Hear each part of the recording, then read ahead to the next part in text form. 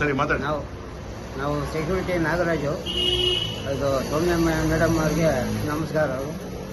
ನಾವು ಅಷ್ಟನಿಂದ ಒಂದು 3 ವರ್ಷದ ತವಿಂದ ನಾವು ಇಲ್ಲಿ ಕೆಲಸ ಮಾಡ್ಕೊಂಡು ಇಲ್ಲಿ ಬಿಲ್ಡಿಂಗ್ ಅಂತ ಭಾರಿ ತೊಂದರೆ ಇತ್ತು. ಅಂಗವಿಕಲರ ಸಮಸ್ಯೆ ಇರೋದ್ರಿಂದ ಮಕ್ಕಳಿಗೂ ತೊಂದರೆ ಇತ್ತು.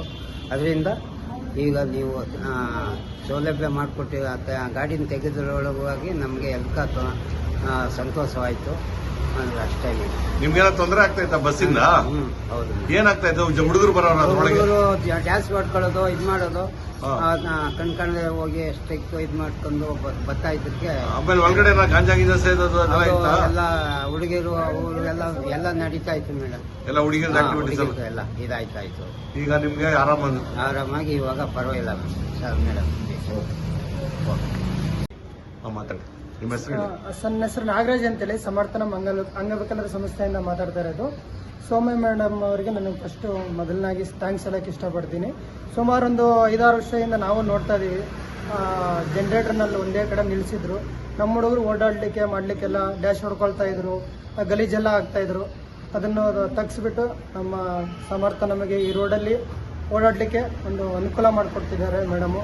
ಅವರಿಗೆ ನಮ್ಮ ಸಂಸ್ಥೆಯ ಪರವಾಗಿ, ನಮ್ಮ ಮಕ್ಕಳ ಪರವಾಗಿ ಧನ್ಯವಾದಗಳನ್ನು ಹೇಳಕ್ಕೆ ಇಷ್ಟಪಡ್ತೀನಿ ಸರ್. ಮಾಡಿ. ಎಲ್ಲರಿಗೂ ನಮಸ್ತೆ. ನಾನು ನಿಮ್ಮ ಜ್ಯೋತಿ ಕನ್ನಡತಿ. ನಾನು ಒಂದು 2-3 ವರ್ಷದಿಂದ ಇಲ್ಲಿ ಒಂದು ಮೀಡಿಯಾ ಹೌಸ್ ಅಂತ ಒಂದು ಬಸ್ ನಿಂತ್ಕೊಳ್ತಾ ಇತ್ತು. ಆ ಬಸ್ ಒಳಗಡೆ ಇಲ್ಲಿಗಲ್ ಆಗಿ ಗಾಂಜಾ, ಸಣ್ಣ ಹುಡುಗರು ಗಾಂಜಾ ಹೊಡೆಯೋದು ಮತ್ತೆ ಸಿಗರೇಟ್ ಸೇದೋದು, ಮಾದಕ ವಸ್ತುಗಳನ್ನ ತುಂಬಾ ಯೂಸ್ ಮಾಡ್ತಿದ್ರು. ಅಂದ್ರೆ ರಾತ್ರಿ ಆಯ್ತು ಅಂದ್ರೆ ಇಲ್ಲಿ ತುಂಬಾ ಓಡಾಡಕ್ಕೆಲ್ಲ ತುಂಬಾ ಕಷ್ಟ ಆಗ್ತಾ ಇತ್ತು. ಇಲ್ಲಿ ಅಕ್ಕಪಕ್ಕದವರೆಲ್ಲ ನಮ್ಗೆ ಸುಮಾರು ಜನ ಕಂಪ್ಲೇಂಟ್ ಮಾಡಿದ್ರು. ಸುಮಾರು 2 ವರ್ಷದಿಂದ ನಾವು ಇಲ್ಲೆಲ್ಲ ಹೋಗ್ಬಿಟ್ಟು ಕಂಪ್ಲೇಂಟ್ ಮಾಡಿದ್ವಿ. ಬಸ್ನ ತೆಗ್ಸಿರ್ಲಿಲ್ಲ. ಕಾರಣ ಇಲ್ಲಿ ಒಂದು CCTVನೂ ಇಲ್ಲ. ಮತ್ತೆ ಇಲ್ಲಿ ಸಮರ್ಥನ ಟ್ರಸ್ಟ್ ಬೇರೆ ಇದೆ. ಮಕ್ಳುಗಳಿಗೆ ಏನು ಕಾಣಿಸ್ತಾ ಅಂದ್ರೆ ಟ್ರಸ್ಟ್ ಅದು. ಸೊ ಏನಾಗುತ್ತೆ ಅಂದ್ರೆ ಅಲ್ಲಿ ಮಕ್ಳಿಗೂ ತೊಂದರೆ ಆಗ್ತಿತ್ತು, ಇಲ್ಲಿ ಜನರಿಗೂ ಓಡಾಡೋರ್ಗೂ ತುಂಬಾ ತೊಂದರೆ ಆಗ್ತಿತ್ತು. ಅದನ್ನ ನಾವು ಮೊನ್ನೆ ಹೋಗ್ಬಿಟ್ಟು ನಮ್ಮ ಮಹಿಳಾ ಅಧ್ಯಕ್ಷ ಆದ ಸೌಮ್ಯ ರೆಡ್ಡಿ ಮೇಡಮ್ ಅವ್ರಿಗೆ ಇದನ್ನ ಹೇಳಿದ್ವಿ. ಅವರು ಇದನ್ನ ಕಂಪ್ಲೀಟ್ ಆಗಿ ಕ್ಲಿಯರ್ ಮಾಡಿಸ್ಕೊಟ್ಟಿದ್ದಾರೆ.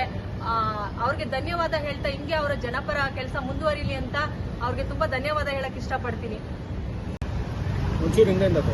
ನಮಸ್ಕಾರ, ಚೇತನ್ ಅಂತ.